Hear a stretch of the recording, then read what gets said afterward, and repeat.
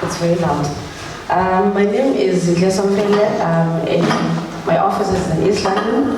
I monitor compliance in terms of national environmental management, but under the Act 10 of 2004. I deal with compliance. I do inspection in the whole of Eastern Cape when it comes to game farms, nurseries, pet shop, aquariums, zoo, and also reptile industries, whether it's private breeders, all that. We monitor compliance. This is the team, the structure. We have an inland team which monitor the compliance. We also have a coastal. These are the number of the officials in the provinces. But in Gauteng and Northern Cape, we do help since we have no officials. Also our managers, they do assist in conducting inspections. As we have talked about the background and the amendments which were done, and also the current list that we're working on, like we implementing the one that is on effect is 2021. And then the purpose as well, it's the same as of ASIVE, to prevent unauthorized introduction and spread of alien invasives. I'm not going to go much on this one because ASIVE have already mentioned it. And the categories as well, ASIVE did mention about category 1A, those that they need to, like they totally prohibited, and category 1B, those that there might be control, and category 2 that you need a permit in order to be in position. And we, as I am a compliance officer, I do inspection in properties that are issued with permits to make sure that they continue complying with the permit conditions, because the permit conditions are on the permit. So as an official in the province, I do those inspections to make sure that they comply. And we also have category 3 that are subject to exemption.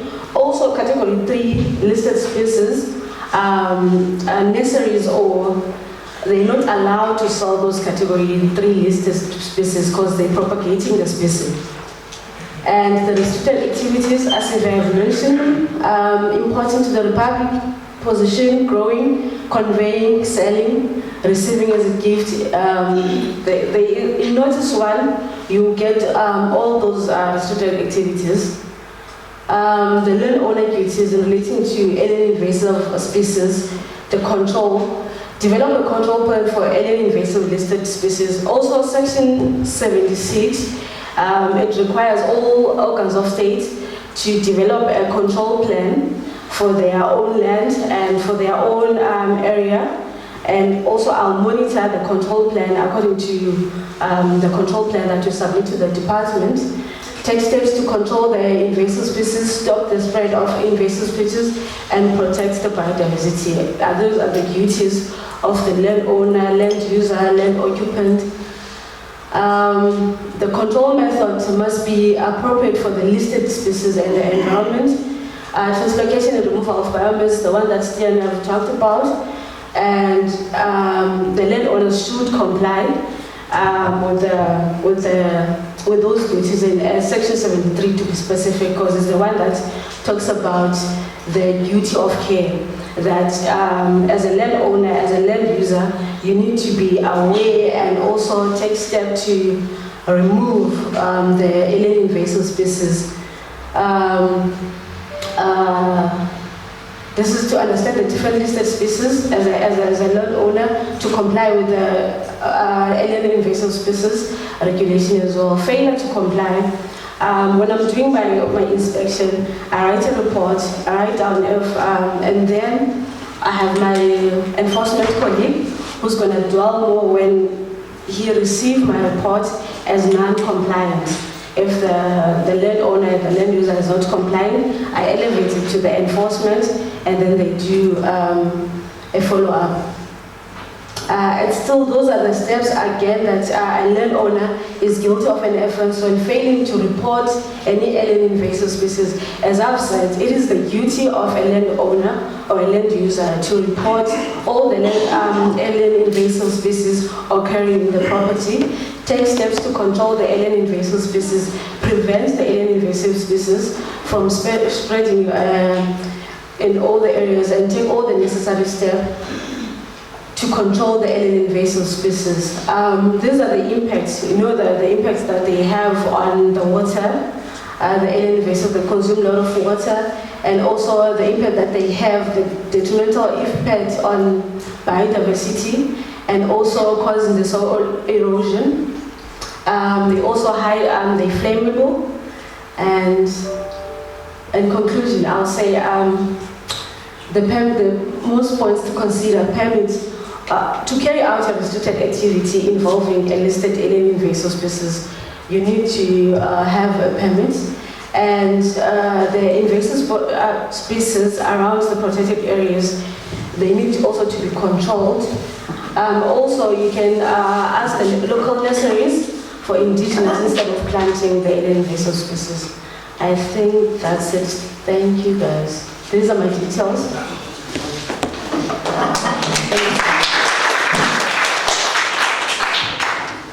All right.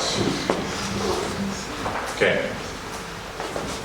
Question with regards to compliance. We also have Stian, which will be able to assist with answers. Right, Warren. Okay, over there, please.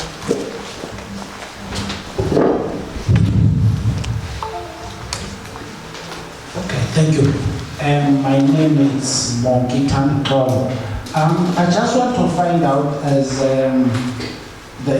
when you go into the inspections, and then you mentioned that in terms of your section that a landowner must develop a plan, and then if you go there and the landowner give you a plan, and I want to check the effective of the system. How are you checking if the landowner do comply? For instance, you find that the plan was developed 5 years ago, and you'll find out on that plan, what they mentioned they will control, instead of they are not controlling, instead of the invasive species they are spreading. So I just want to find out there, and also if they give you that plan, how long do you reply and to that plan to say, okay, we've seen your plan, I think your plan is outdated, or your plan is ineffective, and do you have any assistance on that one when you get that plan? Thank you very much. Oh, thank you so much for the question. When it comes to developing a plan, management plan, there are some guidelines within the department. I think there are about 6 or 8, which guide you how you're going to develop your plan. For example, the time frame. Let's say you're going to say your plan starts in 2022 and in 2023, meaning that over than that, it's not on the plan. And you as a landowner, you're the one who wrote or developed the plan, so you must comply with what you wrote in the plan. So you submit the plan through Stian's office, and then Stian go through it and approve it, and then I do the inspection, checking the plan, if are you doing exactly what you wrote in the plan. And then if you're not doing, that's non-compliance, our enforcement will be dealing with the case. I hope I answered. Just add.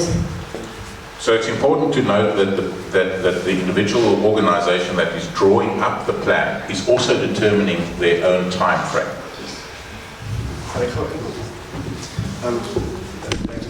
Also remember, we've got private landowners and organs of state.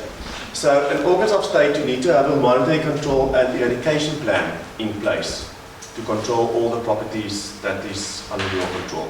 So we've got guidelines drawn up, and all those plans should have been submitted to my office in 2018 already, which means a lot of organs of state are non-compliant. However, if you do get contact with Zintle or myself, we will guide you on how to draw up this plan and how to manage it. And to answer the gentleman's question, of course, if we get your plan, then my colleague will go out, verify that the information on the plan is in fact correct. But if you draw up this plan, then go list all your properties. Go get priority areas for the next 3 to 5 years and say, listen, I'm going to manage this because FYI, I'm bordering a national park. It's a catchment area, it's a fire hazard. That's priority areas for us. We will look at that, then approve the plan. And then yes, we go out and inspect your property in the next 6 months. However, my turnaround time for my office is 2 weeks. If you submit the plan to my office, we will get back to you in the next 2 weeks to make sure we attend to your matter.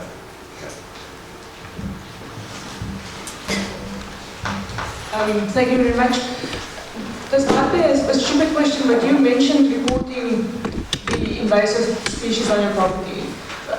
What does a farmer do that when he drives around he sees one, for example, one intricate cactus? Wouldn't it just be easy for him to chop down that one and remove it responsibly and get rid of it? I mean, do somebody like that need to report an alien invasive species on his property? Sorry, you can clear. Also, this one is very important to report that, let's say, I'm driving around, I see that you have this infestation and you didn't alert the department. But if it's not the case, if you know, like you have the measures in place that speak to the spread and everything, you know how to safely destroy or maybe deal with that particular species, you can go ahead. Maybe just a question that adds on to that. What do municipalities do? I mean, I live in a municipality where the communal area is overrun by intricate cactus. Who is responsible for the reporting that to your office? Okay, just. Okay. Quickly on your first question as well. If you know how to eradicate that specific species, then go ahead. The reason why we're having these forums are obviously we want voluntary compliance. We're coming now with the carrot. This is our carrot. We don't want to come with a stick. So if you do know how to remove that, please do so.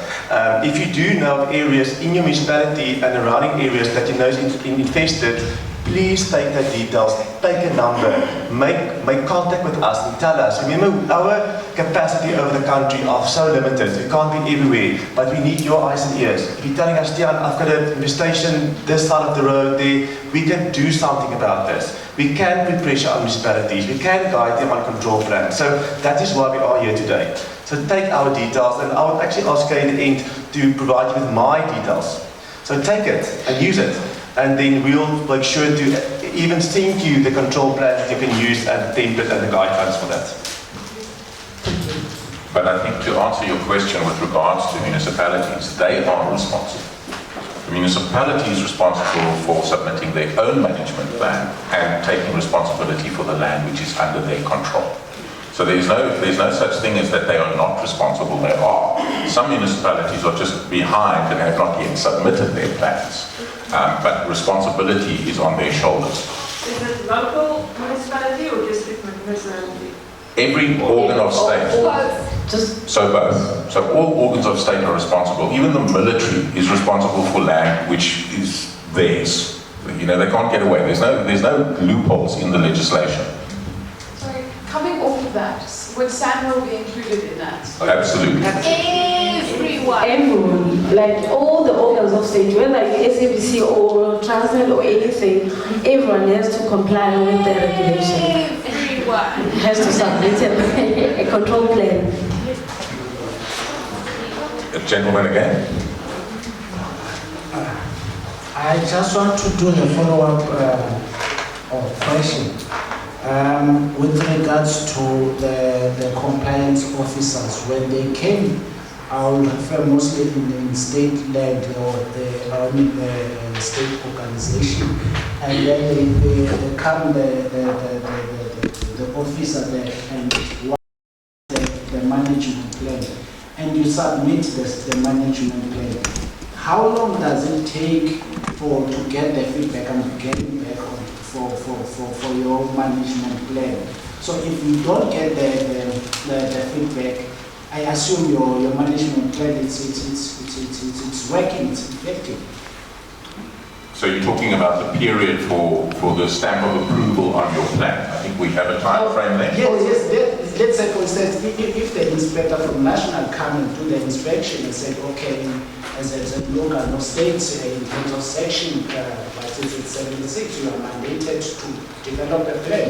You have the plan. If you have the plan, they say, okay, send me the management plan. And then from there, you get the feedback when you send the management plan. How long does that feedback comes? And when it comes, like the previous speaker said, do you come with conditions in terms of was your management plan in compliance? Are you doing what's supposed to be doing? If not, And then do you give a recommendation or advice or yes? Oh, yes, we do have a time frame. Immediately when we receive the management plan, we acknowledge that we received your management plan, and we also, let's say, Stian will receive them in Cape Town because they send straight to Cape Town, and Stian will take a review of those management plan across the country. Let's say if it's for the Eastern Cape, it's gonna come back to me and say, okay, Zintle, I've received this management plan for maybe, let's say, ESCOM. So, okay, I'll go through it. I make an appointment with the ESCOM guys to say, okay, I've received your control plan. I'm coming to site to check whatever is in the management plan and compliance. I do the inspection, and then I write down all my recommendations and everything. I submit them back to Stian and say, okay, you do this and this and this, they comply. You do that, they're not complying. So my decision, or say it must be like this, it's going to depend on the outcome of my inspection, and then from there my office inform you that okay, this is the way forward with your monitoring plan. Can I just add to that? Sorry, it doesn't stop you from still eradicating and controlling the species on your property. Even if your plan has not been approved, it doesn't stop you from being a responsible landowner, organ of state or private. You can still do the right thing and comply or apply for permits, but while the plan is in the process of being approved, you need still to control the species on your property. I think the gentleman just asked one question with regards to the plan's approval, a time frame on that. Oh, okay. What is the norm? 60 days as well? So, no, when it comes to that, you submit, and then I go to site, I make an appointment depending on the availability, and then immediately after I've sent to Stian, and Stian will just email and talk directly to the guy with my findings and everything. And what would that period be? Because that's what the gentleman is The asking. What is the norm? It varies because he receives so many in his office. I might not say on behalf of state, he receives so many. There are so many organs of state, so it depends the periods. I can. It won't be 60 days. I mean, from my office side, I will literally respond to your request in a day or two. Then when she goes out to do the inspection, we've got 2 ladies in the whole of Eastern Cape. So like I said earlier, my turnaround time from office, I try to attend to complaints and inspections within 2 weeks. So if we can go and do inspection in 2 weeks and verify that your plan is in fact true and correct, then the process is straightforward. But let's give it 30 days. I can't put a time frame on it, but it's not more than 30 days until we receive the plan and she verifies and says, yeah, you can approve that. So it's not a long process. Yes, and just to add on what Stian is saying, with us, we're only 2 in the Eastern Cape, so there is a lot to do. Also, when the permit office guys, as if they're about to issue a permit, they ask us to do what we call pre-inspection, where I conduct the inspection in the property and see if the property meets the requirements. So there's a lot that I'm doing inspection. So I'll make an appointment, maybe I'll call you and then I'll not get hold of you. Then I'll make an appointment, maybe not available on that date, or maybe there's someone who applied for leisure somewhere in Queenstown. So that also makes it to be kind of like a long process, because we only 2, and so like other permits as well, and then the control plans as well. Okay, so unfortunately, sir, we have a bit of a non-committal answer there for you. But it will happen. All right, we have a question from the lady in front. Morning everyone, my name is Zema Sasang from National Port Authority. Thank you for the presentations. I just wanted to get some clarity in terms of the management plan. As the landlord, if you have the management plan and you have tenants, maybe like 10 tenants that are responsible for their own spaces, do they also need to have their own management plans in terms of the controlled area or the area in their space, or are they covered under the landowner's management plan? So as a landowner, you just draft a whole management plan for your own area, because those guidelines will tell you that you need to map the area, time frame, map the area. When you map the area, you map the whole area. Or maybe, like let's say, for you internally, you can just say, okay, this is the report that I'm going to must submit to the department, and then with you internally, you can just do it with your own people. You know how to manage them, but when you submit in the department, you'll just submit the whole the one document speaking to how you're going to manage the mapped area. So I think the answer there is that the landowner is ultimately responsible, not the tenant. Yes. But you, depending on your lease agreement, will have maybe certain recommendations or guidelines that they have to or not have to control. Hi.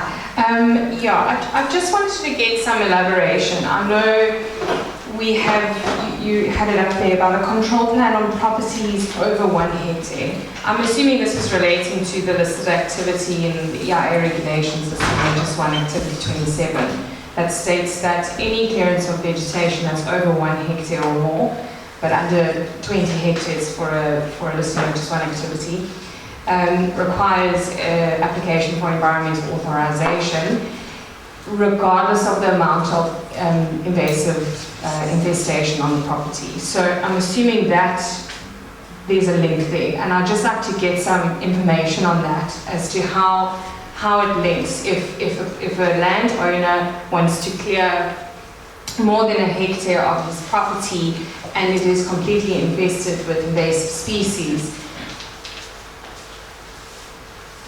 by law it triggers the need for environmental authorization. So am I correct in saying that in addition to the application for environmental authorization, they would also need the control plan?